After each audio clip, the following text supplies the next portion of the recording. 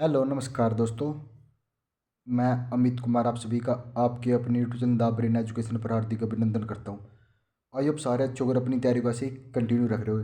भाई जो भी बच्चा हरियाणा में ALM SC और JEE की तैयारी कर रहा है तो आप सभी को पता ही लगेगा कि आपको 5,000 पोस्ट देखने को मिलेगी।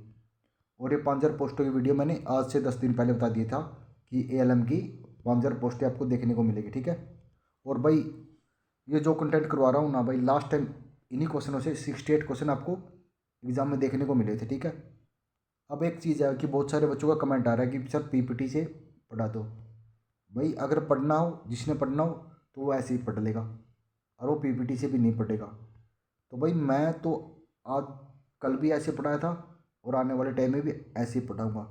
जिस बच्चे ने जुड़ना हो भाई यहाँ से जुड़ जाओ। बहुत सारे बोल रहे हैं कि आपकी लिखाई अच्छी नहीं है। भाई लिखाई से क्या करना, आपको कंटेंट मिल रहा है तो आप कंटेंट को यूज करो, उसको अच्छे से पढ़ो और अपना सिलेक्शन लेके इस झमेले से बाहर निकलो। भाई यूट्यूब ये एजुकेशन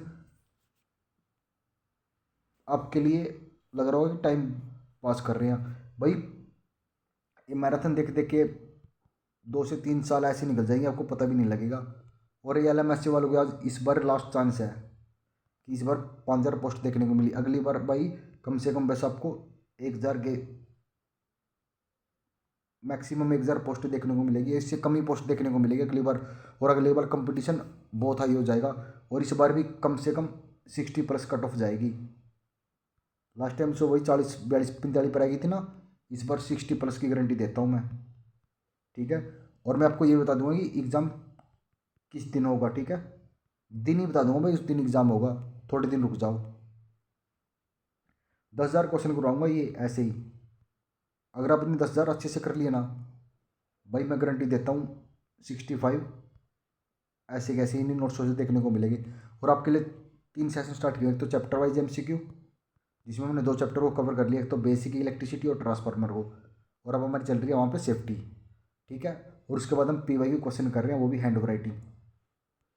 भाई देखो, थोड़ा बहुत आप लोगों ने भी कंप्रोमाइज़ करना पड़ेगा। अगर मैं यही चीज़ PPT बनाने लग गया ना, मैं बोल रहा हूँ 3 से 4 घंटे की क्लास लेने लग जाऊँगा।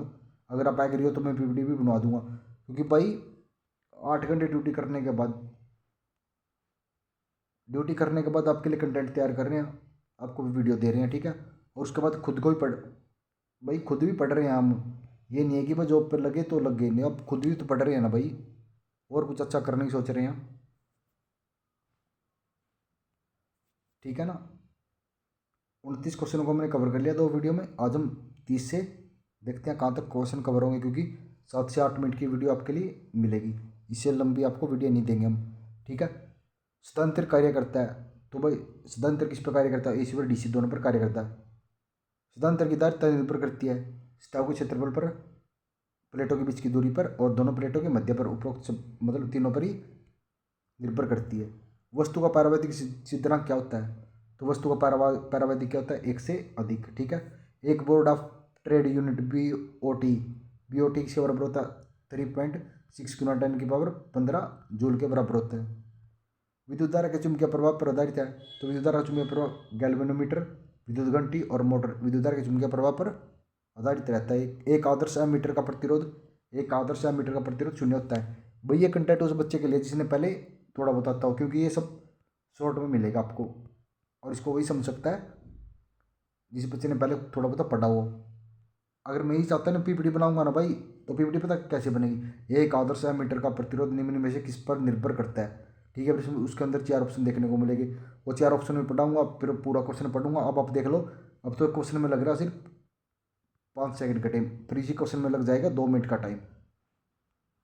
अब तो आप 50 क्वेश्चन कर लेते हो 7 से 8 मिनट में, तो फिर 50 क्वेश्चन तो वही भाई बात है, कम से कम आपको 2 घंटे की क्लास लग जाएगी। किरचॉफ का प्रथम नियम किस राशि के संरक्षण पर आधारित है? तो किरचॉफ का प्रथम नियम संवेग संरक्षण पर आधारित है। गैल्वेनोमीटर में वोल्टमीटर में तब्दील कौन करता है? तो श्रेणी के उच्च में प्रतिरोध लगाकर। धारिता क्या होती है? आवेश बटा विभव होती है। धारिता एक अदिश राशि है। ठीक है। तो चालक में चार्ज गतिमान होने की दर कौन सी होती है? तो विद्युत धारा होती है। ठीक है। आई को कैसे लिखा जाता है? V/R के द्वारा। ठीक है। AC सर्किट में धारा कौन सी होती है? तो AC सर्किट में धारा होती है IA = V/R। जेड होती है, ठीक है। और एलसी सर्किट में विद्युत धारा वी एक्स बटा एक्स होती है, ठीक है। वह बल जो विद्युत को चलाता है, तो विद्युत को कौन सा बल चलाता है, तो विद्युत को चलाता है ईएमएफ। इसकी फुल फॉर्म क्या है, इलेक्ट्रोमोटिव फोर्स होता है, ठीक है। बैटरी सेल अल्टरनेटर जनरेटर से इसको उत्पन्न करते हैं, ठीक है। ईएमएफ हमेशा टर्मिनल वोल्टेज के से ज़्यादा होता है, ठीक है। ईएमएफ हमेशा टर्मिनल वोल्टेज से ज़्यादा होता है, मोस्ट इंपॉर्टेंट है भाई, ठीक है। तो ई बराबर, तो वी बराबर क्या होता है, वी बराबर होता है ई मीन्स आई आर। आई क्या होता है, आई होता है वोल्टेज ड्रॉप होता है, ठीक है। बंद परिपथ में वोल्टेज और विद्युत धारा का अनुपात, तो बंद परिपथ में वोल्टेज और विद्युत धारा का अनुपात समान रहता है, ठीक है। वी बराबर आई आर रहता है, ठीक है। विद्युत धारा को मापने वाला मीटर, तो विद्युत धारा को कौन मापता है, एमीटर मापता है, ठीक है। मोटर जो प्रतिरोध को मापता है, तो मोटर का प्रतिरोध कौन मापता है, तो ओम मीटर, ठीक है। उसके बाद निम्न प्रतिरोध क्या होता है, 1 ओम से कम होता है, ठीक है। आर्मेचर में पाया जाता है और इसके 4 टर्मिनल होते हैं भाई। ये जो चीज़ पढ़ा रहा हूँ ना, इसमें से एक क्वेश्चन आपको पक्का देखने को मिलेगा, ठीक है। पीडीएफ के लिए आप द ब्रेन एजुकेशन टेलीग्राम को ज्वाइन कर लेना, वहाँ पर इसकी पीडीएफ आपको मिल जाएगी, ठीक है। निम्न प्रतिरोध 1 से कम होता है, आर्मेचर में पाया जाता है और 4 टर्मिनल होते हैं, ठीक है। और Kelvin bridge ammeter voltmeter और शंट ओम मीटर के द्वारा मापा जाता है, किसके द्वारा, कैल्विन ब्रिज विधि के द्वारा। Ammeter volt meter shunt ohmmeter के द्वारा इसको निम्न प्रतिरोध को मापा जाता है, ठीक है। उसके बाद होता है मध्यम प्रतिरोध। मध्यम प्रतिरोध का होता है 1 ओम से लेकर 10 की शक्ति 5 तक होता है, ठीक है। इलेक्ट्रॉनिक्स उपकरण का प्रतिरोध होता है और इसमें 2 टर्मिनल होते हैं, ठीक है। मध्यम में तो 2 टर्मिनल होते हैं। उसके बाद ओम मीटर व्हीट स्टोन विधि और कैरी फोस्टर विधि के द्वारा इसको मापा जाता है भाई, ये भी मोस्ट इंपॉर्टेंट है, ठीक है। उसके बाद है क्या, उच्च प्रतिरोध। उच्च प्रतिरोध होता है 10 की शक्ति 5 ओम से ज़्यादा होता है, इंसुलेशन का प्रतिरोध होता है, ठीक है। इसमें 3 टर्मिनल होते हैं, देखिए मध्यम में तो 2 हो गए, और ऊंच से क्या दिख रहा है आपको, 3 दिख रहा है, तो इसमें हो गए 3 टर्मिनल, ठीक है। मेगर सीरीज ओमीटर और लॉस चार्ज विधि के द्वारा इसको मापा जाता है, किसके द्वारा, मेगर सीरीज ओमीटर और लॉस विधि के द्वारा इसको मापा जाता है, ठीक है। उसके बाद प्रतिरोध का मात्रक है ओम, ठीक है। लंबी संचार लाइनों में वोल्टेज को मापा जाता है किलोवाट में, ठीक है। किलोवाट में मापा जाता है, ठीक है। चालक की लंबाई बढ़ने से प्रतिरोध बढ़ता है और एरिया बढ़ेगा तो प्रतिरोध घटेगा, ठीक है। चालक की लंबाई बढ़ने से प्रतिरोध बढ़ता है और एरिया बढ़ेगा तो प्रतिरोध घटेगा, ठीक है। चालक का अनुप्रस्थ काट का क्षेत्रफल बढ़ने से प्रतिरोध घटता है, ठीक है। चालक का विशिष्ट प्रतिरोध निर्भर करता है तो एक पदार्थ की प्रकृति पर और तापमान पर निर्भर करता है।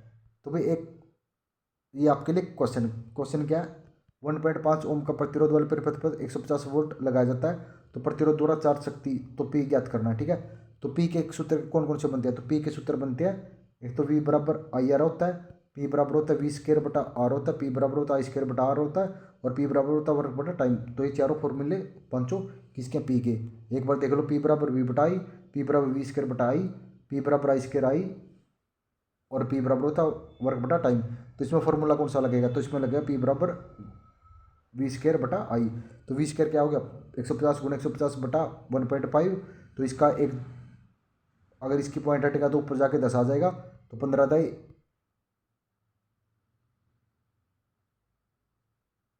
ठीक है।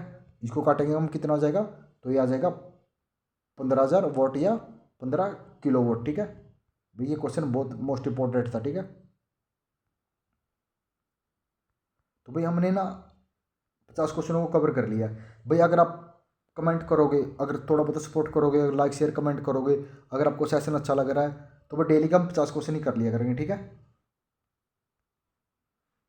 अगर डेली के 50 क्वेश्चन 20 मिनट में हम कवर कर रहे हैं तो आपके लिए बहुत ज़्यादा ईजी रहेगा भाई। मैं बोल रहा हूँ सिर्फ कहीं और से पढ़ रहे हो, मेरे को कोई मतलब को नहीं, पढ़ो भाई, सारे टीचर अच्छे हैं, लेकिन एक तो मैराथन से बचो भाई, जो कि आपका टाइम वेस्ट कर रही हैं। उसके बाद भाई जो ये मेरा कंटेंट है ना भाई, मैं गारंटी देता हूँ, अगर आप पहली क्लास से लेकर लास्ट क्लास तक आपने पढ़ लिया ना भाई, 65 क्वेश्चन होगी, मैं गारंटी दे रहा हूँ 65 क्वेश्चन आपको यहाँ से देखने को मिलेंगे, ठीक है।